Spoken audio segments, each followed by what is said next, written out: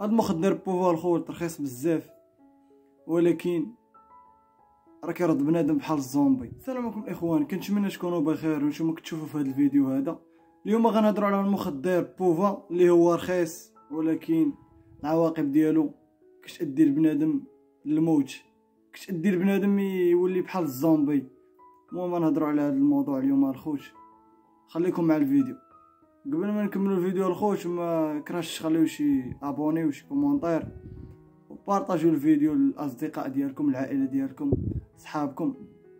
المهم نبداو الفيديو الخوت على بركه الله. هاد المخدر بوفا الخوت رخيص بزاف، ولكن راه كيرد بنادم بحال الزومبي، كيرد بنادم كيشمرضغ في الارض، كيرد بنادم ما يدير شي حاجه في راسو وما يوعاش، ضرب بنادم وما توعاش اي حاجه.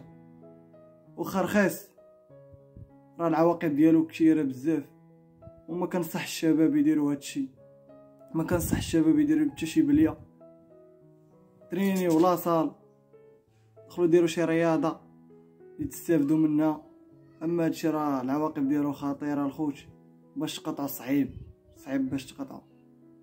راه ملي كيديروا كيتعذبوا، وتا الا ما درتيش غتعذب، ما درتيش غتعذب عاوتاني. خصك ضروري ديك الماده تدخل للدماغ، ضروري العروق ديال راسك كيبغيو ديك الماده تدخل لهم، عاد كيتهدنوا العروق. اما الا ما درتيش تقدر دير اي حاجه، ولا درتيه مشكله عاوتاني. بنادم راه بقى كيشمرضغ في الارض الخوت. هاد المخدر دخل المغرب، وكنتمنى الخوت ما تستعملوش هادشي. وهادشي اللي نقدر نقول في هاد الفيديو، والنصيحه تعم للجميع يعرفها كلش.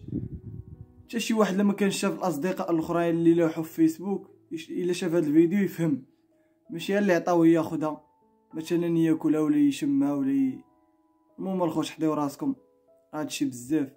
وما تشيقوش الخوت، ما تشيقوش، تيق في مهمتك. كان معكم امين العبيدي.